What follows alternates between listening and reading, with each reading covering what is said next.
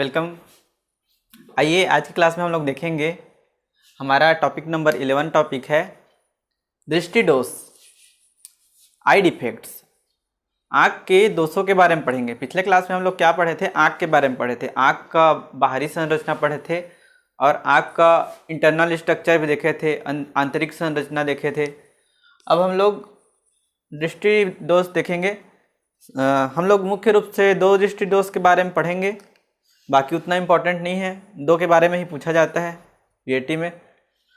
पहला है निकट दृष्टि दोष, दूसरा है दूर दृष्टि दोष, नियर साइटेडनेस, फार साइटेडनेस। तो निकट दृष्टि दोष, निकट शब्द मतलब इंसान को सिर्फ निकट दिखेगा। निकट दृष्टि दोष कैसे बन गया? तो उस दोष में दूर का चीज़ें नहीं देख पाएंगे।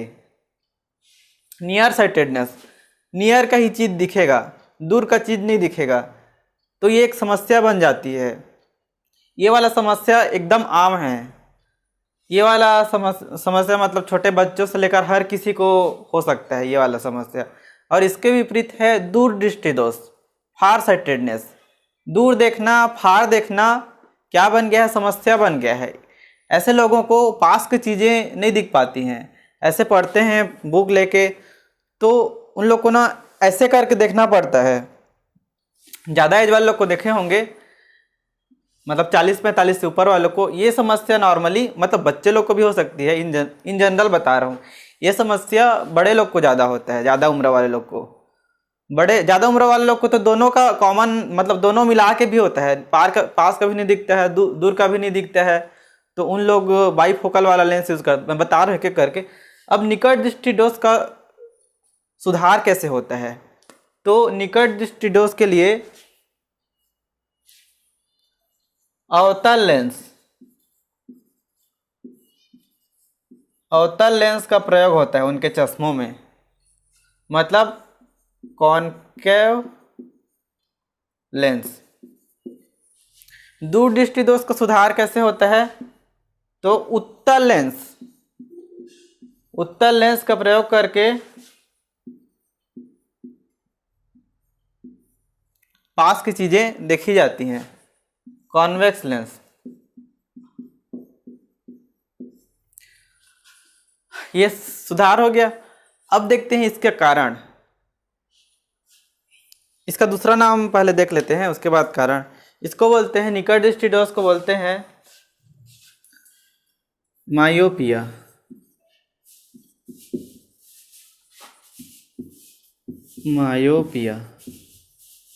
दूसरा नाम भी बहुत इंपॉर्टेंट है, ये भी पूछा जाता है। और दूर दृष्टि दोष को बोलते हैं हाइपर मेट्रोपिया।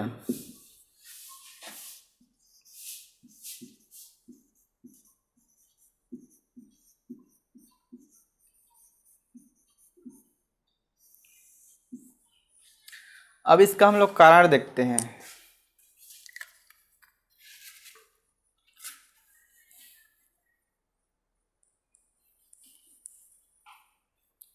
अलग से लिखना कारण को, इतना को लिख लेने के बाद, निकट दृष्टि दोष में क्या होता है? रेटिना का, आँख का जो रेटिना का साइज है वो बड़ा हो जाता है अपने सामान्य अवस्था से। ये आँख है, इसमें यहाँ पे लेंस लगा हुआ है। ये लेंस रहता है, आँख में कौन सा लेंस रहता है? कॉन्वेक्स उत्तल लेंस रहता है। तो रेटिना का साइज बड़ा हो जाता है। तो इसमें साइज जब बड़ा हो जाता है ना, तो जो इमेज होता है, जो प्रतिबिंब है, कोई चीज़ को हम लोग देखते हैं, उसका इमेज, ये यहाँ पे हमारा रेटिना है और प्रतिबिंब सामने में बन रहा है, तो हम लोग को दूर की वस्तुएं दिखाई नहीं देती हैं। सामने में बन रहा है, यहाँ पे नहीं आ पा रहा है। अब जब हम लोग उसमें कॉन्वेक्स लेंस, मतलब कॉनकेव लेंस का प्रयोग करते हैं, जब उसमें अवतल लेंस का प्रयोग करते हैं, तो फिर इमेज यहाँ पर बनता है। तो इसमें क्या कारण बोला? रेटिना का आकार बढ़ जाता है, ऐसा करके लिखना। और क्या होता है? फोकस दूरी, रेटिना का आकार बढ़ा है तो फोकस दूरी घट गया है, यहाँ तक होना चाहिए था।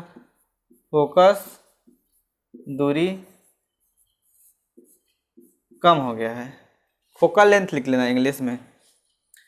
अब इसके विपरीत दूर दृष्टि दोष में क्या होता है, इसमें भी एक डायग्राम बनाना। ये हमारा आँख है, इसमें लेंस है, इसमें रेटिना का इससे थोड़ा छोटा बनाना। इसमें रेटिना का साइज क्या हो गया है, आकार घट गया, इसके विपरीत विपरीत होगा, घट गया है। तो जो इमेज बनेगा ना वो इससे पीछे बनता है, इसके कारण ये पीछे बनता है, उसके कारण पास की वस्तुएं दिखाई नहीं देती हैं, सिर्फ दूर की दिखाई देते हैं। तो इसमें लिखना रेटिना का आकार कम, ऐसे करके लिखना। और क्या लिखना दूसरा नंबर पॉइंट, फोकस दूरी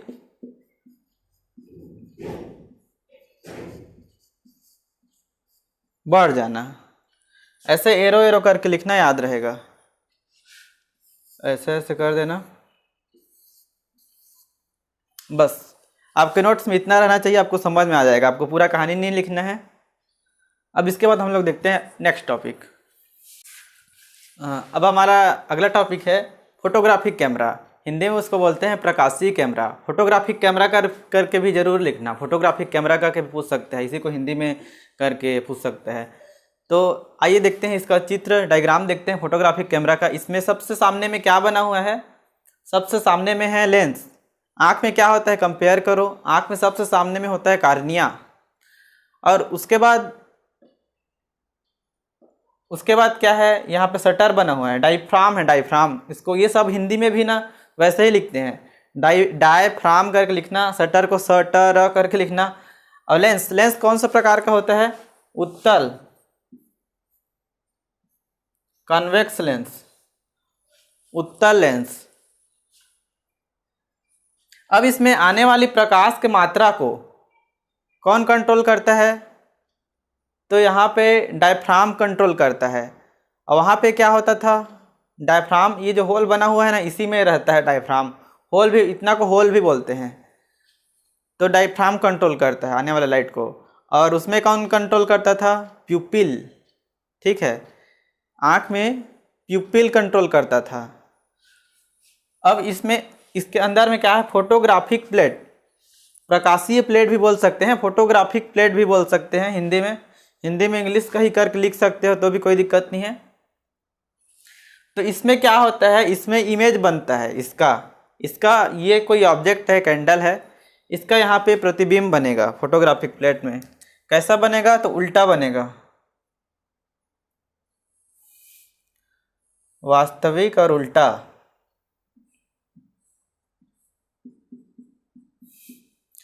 अभी के कैमरा में क्या होता है, मेमोरी कार्ड में, जैसे मोबाइल का कैमरा है या कैमरा है, उसमें मेमोरी कार्ड में सेव हो जाता है। पहले क्या होता था, रील होता था, निगेटिव के फॉर्म में वो स्टोर होता था, फिर हम लोग फ़ोटो बनाते थे। तो ये वही पुराना वाला कैमरा है, अभी नया वाले के बारे में नहीं पढ़ना है। जो पुराना वाला जो कैमरा होता था ना, वो इस तरीके से होता था। इसमें मतलब इसमें जैसे प्रतिबिंब बन गया, फिर ये नीचे खिसक जाएगा, रील है और रील में फिर ये आगे बढ़ेगा, इस तरीके से होता था पहले। तो इसमें क्या बोला मैं, प्रतिबिंब कैसा बनेगा, वास्तविक, अवास्तविक और उल्टा। तो इस फॉर्म में सेव हो जाएगा वो। अब इसके बाद हम लोग अगला टॉपिक देखेंगे। अब हमारा लास्ट टॉपिक 13वां और 14वां टॉपिक रहेगा, इसको डिटेल से भी पढ़ेंगे। सूक्ष्मदर्शी है माइक्रोस्कोप, टेलीस्कोप है दूरदर्शी। सूक्ष्मदर्शी में क्या होता है, माइक्रोस्कोप में क्या होता है, छोटे छोटे चीज़ों को बड़ा करके देखना। और टेलीस्कोप में, दूरदर्शी में क्या होता है, दूर की चीज़ों को देखना, जैसे कि चंद्रमा, तारों को देखते हैं, दूसरे ग्रहों को देखते हैं, उसको बोलते हैं टेलीस्कोप। जरूरी नहीं है सिर्फ चंद्रमा तारों को ही देखना, मतलब धरती में भी कोई चीज़ बहुत दूर है उसको भी देख सकते हैं। तो उसके भी दो प्रकार के हैं, उसके भी दो प्रकार हैं। तो सबसे पहला है, माइक्रोस्कोप का पहला प्रकार है सरल या सिंपल। वो कैसा होता है, जो हम लोग पुस्तक में छोटे छोटे अक्षर होते हैं, एक छोटा सा लेंस रहता है, एक ही ठो लेंस रहता है, ऐसे पकड़ने का रहता है इस टाइप का, इसको बोलते हैं सरल सूक्ष्मदर्शी। और इसको बोलते हैं संयुक्त, जो लैब में रहता है। यहाँ पे कोई चीज़ को हम लोग देखेंगे, छोटे छोटे जीवों को, जीवाणु को, इसको बोलते हैं संयुक्त सूक्ष्मदर्शी। तो इस तरीके से रहता है। इसमें दो लेंस रहते हैं। यहाँ पर को बोलते हैं आई पीस अभिनेत्र लेंस, और इसको बोलते हैं अभिदृश्यक या ऑब्जेक्टिव लेंस। अभिदृश्यक मतलब किसी वस्तु को यहाँ पर रखेंगे, यहाँ पे अपने आँख को रखेंगे, इसीलिए आई पीस या अभिनेत्र। टेलीस्कोप दो प्रकार के हैं, दो प्रकार और भी होते हैं प्रकार, इसके भी और भी प्रकार होते हैं। हम लोग को पढ़ना दो है, इसमें भी दो ही पढ़ना है। तो पहला है टेरेस्ट्रियल, दूसरा है एस्ट्रोनॉमिकल। टेरेस्ट्रियल या स्थलीय। स्थलीय मतलब समझ में आ रहा है, स्थल में रखी चीज़ों को देखना है, दूर में वस्तु है उसको हम लोग को देखना है, इसीलिए सीधा रखा हुआ है। और ये क्या है? एस्ट्रोनॉमिकल, खगोलीय। खगोलीय बड़ाई की मात्रा, तो दूर में देखना है चंद्रमा को, तारों को, दूसरे ग्रहों को, तो इस तरीके से रखा रहता है। अब एक एक करके हम लोग देखेंगे। सबसे पहले देखेंगे सरल सूक्ष्मदर्शी, तो इसको बना लो, स्क्रीनशॉट ले लो। चलिए अब देखते हैं दोनों प्रकार का माइक्रोस्कोप सूक्ष्मदर्शी। पहला है सिंपल, दूसरा है कंपाउंड। सरल और संयुक्त दोनों को अलग अलग पढ़ने के बजाय कंपेयर करके हम लोग पढ़ेंगे ना, तो पढ़ना आसान होगा और परीक्षा में लिखना भी आसान होगा। परीक्षा में हालांकि एक एक पूछा जाएगा, और ऑब्जेक्टिव वाले में ये सब एक एक चीज़ बस आएगा, पूरा सब चीज़ तो नहीं आएगा। तो कंपेयर करके पॉइंट वाइज पढ़ते हैं। तो ऐसे एक कॉलम बना लेना, एक लाइन खींच लेना, दो कॉलम रहेंगे। सबसे पहले सिंपल को देखते हैं। सबसे पहले रेखा चित्र, रे डायग्राम देखते हैं। तो ये सरल सूक्ष्मदर्शी, ऐसे वाला सूक्ष्मदर्शी है। इसका जो लेंस है, ये है लेंस, यहाँ पे लेंस है, यहाँ पे एक वस्तु को हम लोग आँख से देख रहे हैं। ए बी नाम का कोई वस्तु है, उसको हम लोग आँख से देख रहे हैं, ठीक है। तो इसका जो प्रतिबिंब है, सबसे पहले एक रे आएगा, लाइट का रे, प्रकाश का किरण। एक किरण किधर से, लेंस से होके फोकस की तरफ हो जाती है, और एक किरण जो लेंस का जो केंद्र है, प्रकाशीय केंद्र, सेंटर ऑफ कर्वेचर, उससे क्रॉस होके जाएगी। अब दोनों को जब हम लोग मिलाएंगे, इधर तो नहीं मिल रही है, दोनों को जब हम लोग मिलाएंगे इधर पीछे करके, तो ये कैसा प्रतिबिंब बना? सीधा, और इससे बड़ा बना है। इस तरीके से हमें इस तरीके के लेंस में प्रतिबिंब कैसा दिखता है? बड़ा रहता है, बहुत ज़्यादा बड़ा नहीं रहता है, लेकिन ए डैश बी डैश, ए का ए डैश, बी का बी डैश भले दिख रहा है, बहुत ज़्यादा बड़ा नहीं रहता है। इसका मैग्नीफाइंग पावर होता है ना, जो आवर्धन क्षमता, वो बहुत कम होता है। अब दूसरा नंबर पॉइंट देखते हैं, इसका आवर्धन क्षमता, मैग्नीफाइंग पावर। इसका फार्मूला ये नोट कर लेना, कब जब वस्तु का जो प्रतिबिंब है वो स्पष्ट न्यूनतम, प्रतिबिंब लिखना, जब प्रतिबिंब स्पष्ट न्यूनतम दूरी पर बने।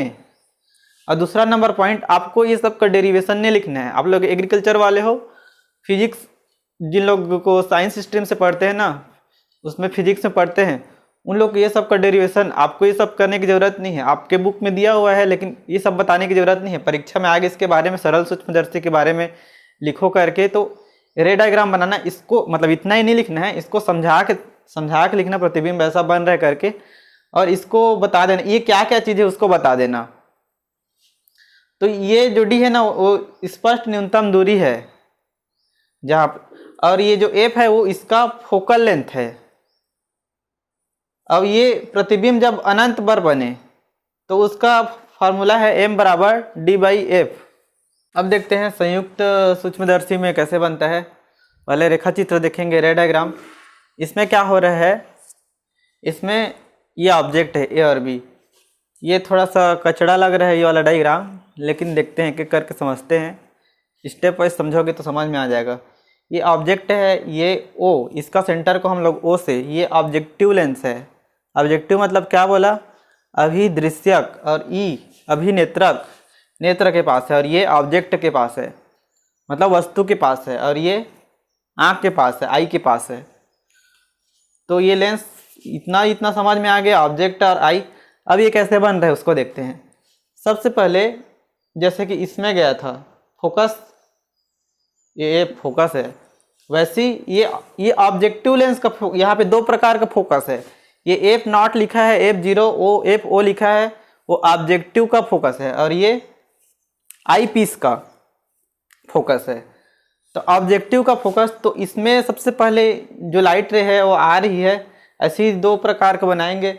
एक उसके सेंटर से गुजरेगा और एक उसके फोकस से गुजरेगा। फिर दोनों आ रहे हैं, दोनों जहाँ पे मिलेंगे वहाँ हमारा ऑब्जेक्टिव लेंस का सबसे पहला इमेज बनेगा। उसको हम लोग ए डैश बी डैश करके लिखे हैं। समझ में आया यहाँ तक? यहाँ तक दिख गया। अब इसके आगे अब हमारे पास दूसरा भी लेंस है। दोनों कैसा लेंस है? दोनों उत्तल लेंस है, मतलब कॉन्वेक्स लेंस।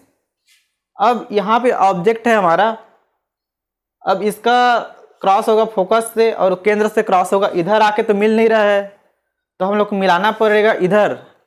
कैसा बना? ये भी उल्टा बना था, इसका ये सीधा बना है, लेकिन इसके लिए ये उल्टा बना है, और ये बहुत बड़ा दिखता है हम लोग को। माइक्रोस्कोप में ना छोटे छोटे बैक्टीरिया, प्रोटोजोआ, ये सब को हम लोग बहुत बड़ा करके देख सकते हैं। वायरस को नहीं देख सकते, वायरस इलेक्ट्रॉन माइक्रोस्कोप में दिखता है क्योंकि बहुत छोटा होता है।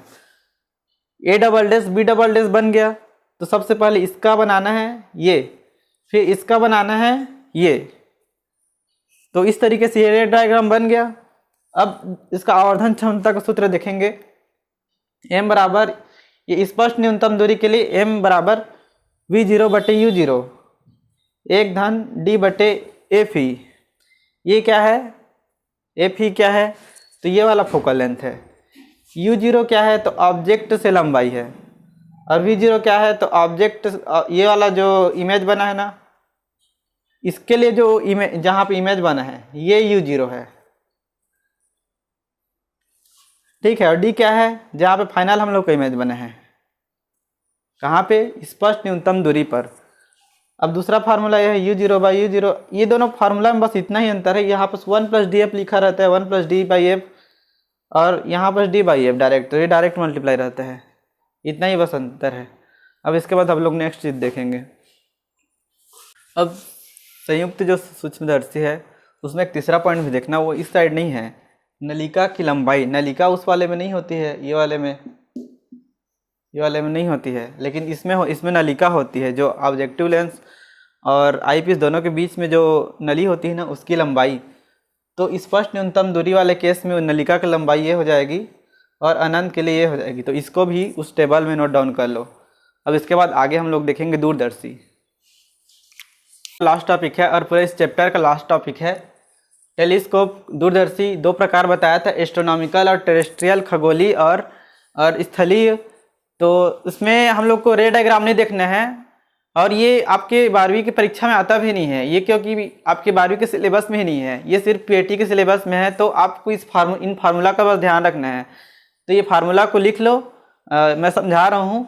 सबसे पहले आवर्धन क्षमता इसका पूछा जाता है, तो उसका फार्मूला ये है minus F O by F E 1 plus F E by D.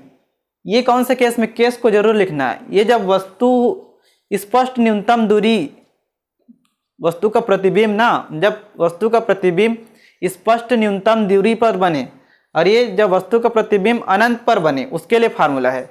तो ये वाला चीज़ नहीं आता है, ये माइनस में रहता है। ये चीज़, ये फार्मूला याद रखना। उसमें क्या होता था? उसमें डी पहले रहता था, ई सूक्ष्मदर्शी वाले में। ये दूरदर्शी है, तो इसमें दूरदर्शी मतलब डी नीचे आएगा, और यहाँ पे ये वाला जो ब्रैकेट में है ना, वो चीज़ नहीं रहेगा, ये जब अनंत वाले केस में। और वैसे ही स्थली वाले में क्या है? तो ये जो माइनस है ना, वो बस हट जाएगा। वैसे करके याद रखना। आपको दो फार्मूला याद कर, ये फार्मूला यही है, बस माइनस यहाँ पे नहीं है, यहाँ पे माइनस लगा हुआ है, ये माइनस को जरूर लिखना। यहाँ पे माइनस नहीं है। और अनंत वाले केस में सेम फार्मूला यही रहेगा, ये माइनस में रहेगा, ये प्लस में रहेगा। अब नलिका की लंबाई, लेंथ ऑफ पाइप, ये क्या होगा, L equal to FO plus FE। इसमें L equal to FO plus 4F plus FE। तो FO और FE समझ में आ रहा है, ये ऑब्जेक्टिव का मतलब अभिदृश्य का फोकल लेंथ है और ये आई पीस का फोकल लेंथ है। D बताया ही हूँ, स्पष्ट न्यूनतम दूरी का जो दूरी है उसको बोलते हैं। इस तरीके से आज का टॉपिक खत्म होता है और लाइट चैप्टर क्लोज करते हैं। Thank you.